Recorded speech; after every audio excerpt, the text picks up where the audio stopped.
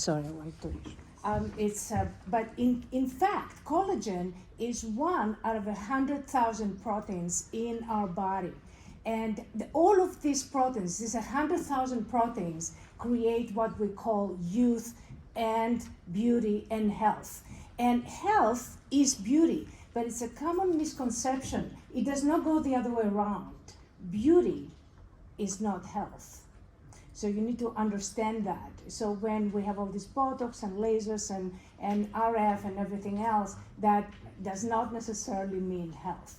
So there's a basic design flaw in all the laser and RF research. And the flaw is that they only investigate the site that they have done the laser or the RF. They do not look at a different side of the body to see if all the collagen from all the other sides of the body has been transferred to the site of action of the laser, and therefore there's a deficiency somewhere else. That is a very important thing to kind of understand.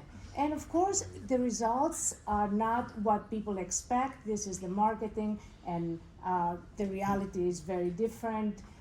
Now, like this lady, for example, she wanted to look like the girl on the right, but that's not going to happen for her. But this is the image that we have in our head. This is the brainwashed, and this is what brainwashed is about. This is an example of karyolysis. After 2 years, you see it looks just about the same. Now, a lot of people are satisfied with lasers and RF. So about 19.4% are very satisfied, about 32.2% are satisfied, and 30.6% are unsatisfied, and there are very unsatisfied people. But what does satisfied think? There is a psychological principle called cognitive dissonance. That means we're changing the perception to fit our action. So we say, well, I'm not stupid to go and spend all this money in RF and laser treatments. I must be satisfied.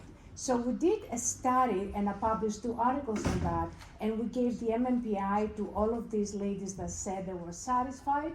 And in fact, the lie scale of the MMPI was at the highest, and that was a very significant result. And they were saying they were happy, but they were depressive symptoms according to the MMPI. The other problem is that there is no short-term or long-term RF studies of visceral fat reduction. There is, and also when the fat invades the muscle. So when you're talking about lipolysis and burning fat, you must be also burning muscle. So think about that. So the most important thing that I would like to offer you is that aging is equal to inflammation. Hundreds of articles are talking that laser and RF reduce inflammation, and they do in surgical procedures because they're far more accurate than knives. But what about anti-aging? We don't have any longitudinal research to show that there is an actual decrease of inflammation. And the most important thing about these studies is that they ignore the basic principle of science, which is the 5% significance. It has to be below 5% to be significant. So let's look at these studies. I looked at 34 studies. Laser efficiency was 90.3%, and this is 0.97%. That's not, it's way higher. It's twice as much as 0.5. That's not significant. The non-ablative laser adverse effects was 12%. So again, this safety was not significant. Yes, they are safe, and they are safe until they're not, basically. When you look at laser efficiency on wounds and keloid scars, you see even more. The report 0.001% significance. You look at the results, and it's only 36%. That's 64%. That's close to chance. And so a lot of them have no change. And the problem is that a lot of these scars, keloid scars especially, they keep coming back.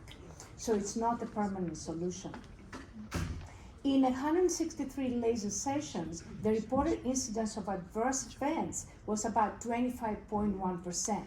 So again, they are safe for the most part, but they're not safe to the level of statistical significance. So scientifically, they're not. So, and there have been several incidents of melanoma, of scars, infections, of the granzyme B that is increasing, that basically creates problems and aging effects with repeated trauma, the paradoxical adipose hypertrophy that happens after cryolysis, and a lot of incidents of reports of escalated inflammation after following radiofrequency. Several researchers have emphasized the close association of inflammation and aging. We age for two reasons, inflammation and toxicity, and that affects our cellular structures, the cellular communications, and so on. And impaired immune surveillance accelerates accumulation of senescent cells, and that is aging. So what do we have to look at? We have to increase the efficiency of the immune system, not undermine it.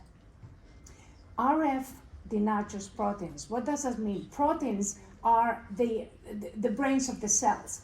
All immune system is depending on proteins. So when you denature the proteins, you undermine the immune system. Denaturation of proteins basically happens, it's like when you fry an egg. So that's what, it's a classic example. How can you, what is, a fried egg cannot produce a chicken anymore. That's it, it's gone. So the anti-aging industry tends to treat the body like a glass with evaporating liquid. This is incorrect. The body is a very complex gestalt, a very complex mechanism with several connections. So let's look at stem cell therapies, for example. All stem cells work. They do, we see amazing results with stem cells. However, the clinics only tell you the good. They don't tell you the bad and the ugly. And the bad is immunorejection and tumorigenesis. Immunorejection is that means the immune system will reject the implant. And if it does reject the implant, you can have the immune system attacking your own organs. Now, human mesenchymal stem cells have shown promise in the field of regenerative medicine because they can modulate numerous incurable diseases. However, there are some problems that you need to know about. One is the cell phenotype is affected by the culture condition and the cell passage, and senescence impairs the efficiency of differentiation. And if it doesn't differentiate, proliferation is going to create tumors, and then you have the tumorigenesis. So the problem was, it's not that we need more stem cells, we need more differentiated stem cells. We need greater levels of differentiation, because arrested differentiation means uncontrollable proliferation. So differentiation is the key. And again, you have pluripotent and other stem cells and all this, again, we have the same issues. So can gene expression, that's a new thing about gene expression now, can that protect us from aging? And there's genome editing, and it's been used very successfully with many very important genetic disorders. However, there is ethics about that. And the genome editing is only ethical if it exclusively modifies the specific DNA sequence that is associated with a genetic disease. We cannot exactly use this yet for anti-aging. And there are longevity genes, and there's a lot of research with epigenetics, but the laser companies have taken advantage of this, and I can tell you how. This is a study by BBL that they looked at the ZMPSDE24 gene at certain levels. It's an anti-aging gene. At increased levels, it's an inflammatory gene. So that is a problem. And a lot of the other genes that they found in increased levels are basically can cause malignancies. Now, there's no mechanism in this technology to kind of adjust the amount of gene expression in a particular body, in your specific body. So that can be a problem. All trauma causes gene expression. You can hit your head and you can get gene expression. So gene expression is not something that, you hear it and it sounds brilliant, but in fact, it happens very, very often. And the problem with gene expression is that it can be different for the old. The same gene that can be expressed with young people can be a problem with old people. So the anti-aging ecosystem is now changing, and you need to realize that. And it goes towards health. You're losing patients. And how can we keep these patients? Because some of them are unresponsive, some of them keep coming, but how can we keep these patients? One thing is very important to understand. A healthy person looks younger and more beautiful than a young person who is ill. If we understand that, then we're gonna go through different technologies that can enhance health and immunity. And this is the secret to age delay. It's health and immunity. And we have to be a pioneer here, and it's difficult to be a pioneer. Either you're gonna follow the trend, put a blindfold and follow everybody else, or you're gonna be a pioneer. And being a pioneer is difficult, and it's expensive, but it's fascinating in the end, and it's very rewarding. So health is beauty, but beauty is not health. And this is the message I would like to leave you with. Thank you very much.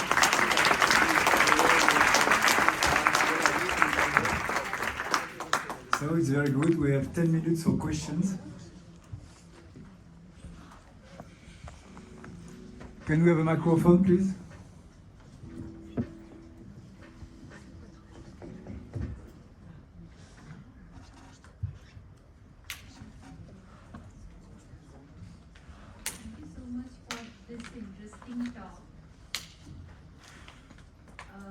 So I just want to know, what's your take on intermittent fasting? Like you talked about laser and its effect, and beauty therapies and its effect on our overall health and aging.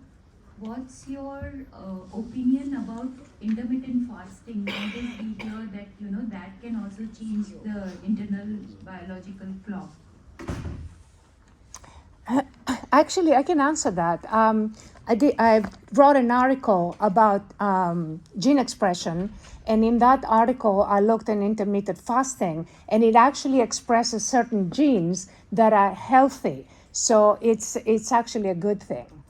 So do you see that being incorporated in aesthetic medicine? Because in allopathy, usually we do not incorporate intermittent fasting, and we don't look at the effect of that, since we are talking anti-aging therapies. Yeah, I would vote for that, but I don't know the other doctors how they feel about it. I would definitely vote for it. Thank you. Yes, please. Intermittent fasting is also important because it's a source of energy deficit. So it stimulates autophagy. So, and with autophagy, you can get rid of the accumulated cell debris and denaturated protein, and this improves cell survival and cell energy. And also, it stimulates mTOR. And this is one of the well-studied means of anti-aging to improve survival of the cell. Thank you. Thank you. Just an additional comment. With intermittent fasting, you have also, because deficit of nutriment, you have also an increase in response to stress, because it's a stress for the cell. And you have also a chaperone protein that can avoid aggregation and so on, so it can also prevent some degenerative disease, for example. And there is also FOXO as an example, which is activated and trigger many different processes to respond to stress. So intermittent fasting is really a nice issue to anti-aging. Thank you.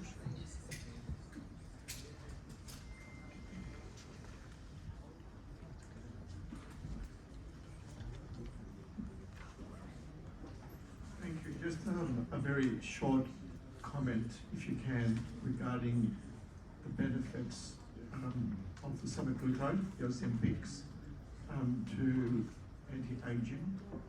Looking, let's say, when you compare it to something like metformin, Have you got any information or comments regarding that?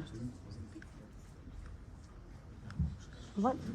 Ozempic and metformin comparison. Oh. You want to answer? The comparison between, between metformin and Ozempic. And Ozempic. Ozempic. Ozempic. Oh, it's totally different. Yes, but do you have any, do you have any comments regarding the anti-aging benefits? The target GLP-1 is the hormone of satiety, so it's you eat less with this molecule, and with metformin you control the autophagy and so on, prevent diabetes also. So it's really different aspect of anti-aging, because if you eat less, you are not you can not be obese and so on. So obesity is inflammation also, so it promotes aging. So it's two different ways to trigger aging. Can I have it? There is another important issue with metformin. Metformin can stimulate the AMP-PK kinase, adenosine monophosphate protein kinase enzyme, and this enzyme is considered the master energy modulator. So it improves, it can control the metabolic activities of the cell based on the energy status. So if you have energy deficit, for example, during fasting or these things, this enzyme MPK, adenosine monophosphate protein kinase, can inhibit the anabolic processes which consume energy, like glycogenesis, lipogenesis, anything which consume energy, they temporarily stop it because we don't need it at that time, and improve energy processes, metabolic processes that produce energy, like lipolysis to provide fatty acids for energy production, like glycolysis and these things. So metformin is very important molecule as an anti-aging, as an anti-cancer also. Thank you.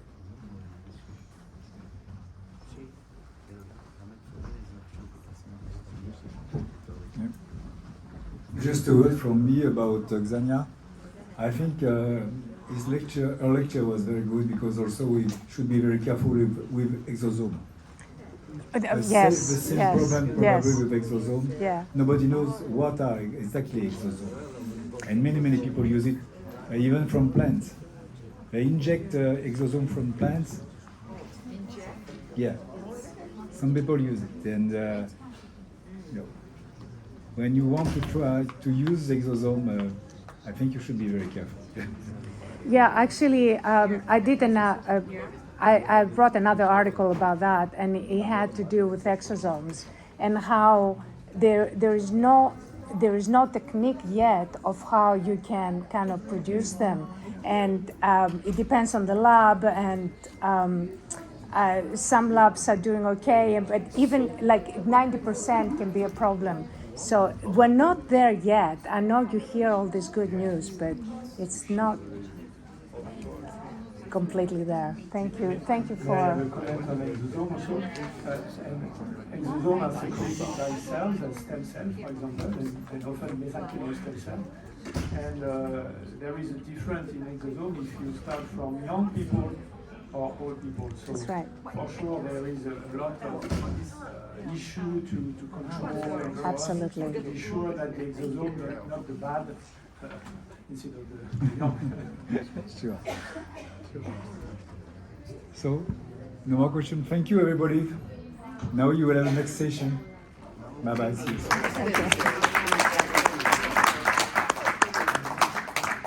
Ladies and gentlemen.